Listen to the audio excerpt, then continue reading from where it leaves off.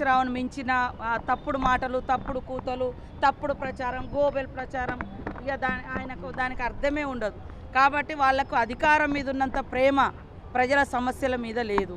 అధికారం పోయిన కాడ నుంచి ఏదో వాళ్ళదెవరో గుంజుకున్నట్టుగా, వాళ్ళ ఇంట్లో పడి ఎవరో దోచుకున్నట్టుగా ఫీల్ అయ్యి ఇష్టానుసారంగా మాట్లాడుతున్నారు. ప్రజాస్వామిక వ్యవస్థలో ప్రజలే న్యాయ నిర్ణేతలు.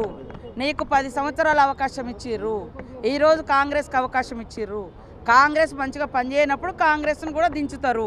కానీ ఇలా అక్కసు, వ్యక్తిగత అక్కసు, అధికార అక్కసు, కుటుంబంలో వచ్చే సమస్యలు, వాటికి కవితకు జవాబు చెప్పలేక ఇవాళ మా పార్టీ మీద పడుతారు. ఫస్ట్ మీ పార్టీలో ఉన్న సమస్యలు పరిష్కరించుకోవడం తెలియజేస్తాం. ఫుట్బాల్ మా రేవంత్ రెడ్డి గారు ఎట్లా ఆడుతారో ప్రపంచ ఆటగానితో ఆడే చూపించిండు. ప్రజల సమస్యల మీద మేము చాలా పాజిటివ్ దృక్పథంతో ఉంటాం. తప్పుడు ప్రచారాలు చేస్తే మా సీఎం గారు ఖచ్చితంగా ఫుట్బాల్ ఆడతారు. ఒకవైపు కితాబిస్తుంటే నువ్వు రాజకీయాల కోసం ఎందుకు ఈ చిల్లర మాటలు మాట్లాడుతున్నావు? రాష్ట్ర ప్రజల పరువును ఎందుకు తీస్తున్నావు? రాష్ట్రం యొక్క గౌరవాన్ని ఎందుకు దెబ్బతీస్తున్నావు? రాష్ట్ర ప్రగతిని ఎందుకు దెబ్బతీస్తున్నావు అని అడుగుతా ఉన్నా. అసలు ఏమన్నా మాట్లాడితే ఏమన్నా ఒక సందర్భం ఉందా? ఇప్పుడు ఏదో పచ్చ కళ్ళద్దాలు పెట్టుకుంటే లోకమంతా పచ్చగా కనబడ్డట్టు ఈ రేవంత్ రెడ్డి బుద్ధే అది. ఎందుకంటే ఆయనే స్వయంగా చెప్పిండు, నా సొంత పార్టీ నాయకులనే తొక్కుకుంటా పెరిగినోన్ని అని నువ్వే చెప్పినావు కదా. నీ నాయకుడు, నీ మంత్రి కోమటిరెడ్డి వెంకటరెడ్డే చెప్పిండు, 50 కోట్లు పెట్టి మావాడు పిసిసి అధ్యక్ష పదవి కొనుక్కున్నాడు అని. 50 లక్షల రూపాయలు లంచం ఇస్తూ రెడ్ హ్యాండెడ్గా ఒక ఎమ్మెల్యేను కొనుగోలు చేసే ప్రక్రియలో పట్టుబడ్డ దొంగవు నువ్వు. అసలు నీకు నిజాయితీ ఎక్కడదయా? మా దృష్టిలో ఒక పార్టీ అనేది తల్లి లాంటిది. పార్టీ అధ్యక్షులు ఒక తండ్రి లాంటి వాళ్ళు. 25 సంవత్సరాలుగా ఒక రాజకీయ పార్టీలో నిజాయితీగా, నిక్కచ్చిగా, నాయకుడి అడుగుజాడల్లో త్యాగాల పునాదుల మీద ఎదిగిన నాయకత్వం మాది. నువ్వేందే చదువుకున్నది బీజేపీ లాంటి నువ్వే చెప్తివి.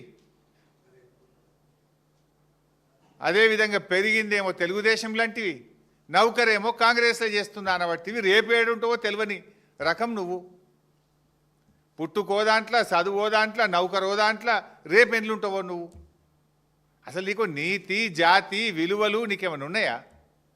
పైసలు పెట్టి పదవి కొనుక్కుంటావు, పూటకో పార్టీ మారుస్తావు. చొక్కాలు మార్చినంత ఈజీగా పార్టీలు మార్చిన నాయకుడు రేవంత్ రెడ్డి.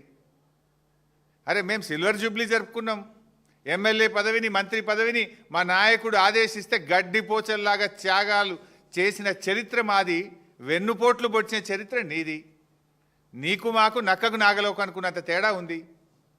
నువ్వా మా గురించి మాట్లాడేది? నీకు మాట్లాడే అసలు నైతికత ఉందా నీకు?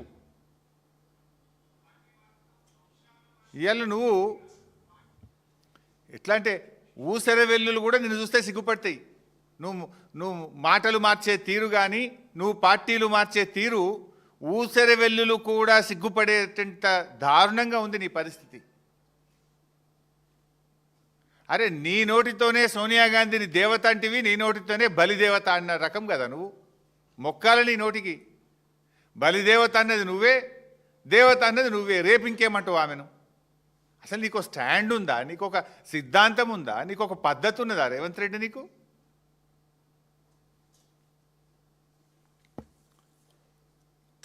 ఈరోజు నిన్న రేవంత్ రెడ్డి అన్ని అబద్ధాలే. కాళేశ్వరం లేకుండానే ఈ రాష్ట్రం అట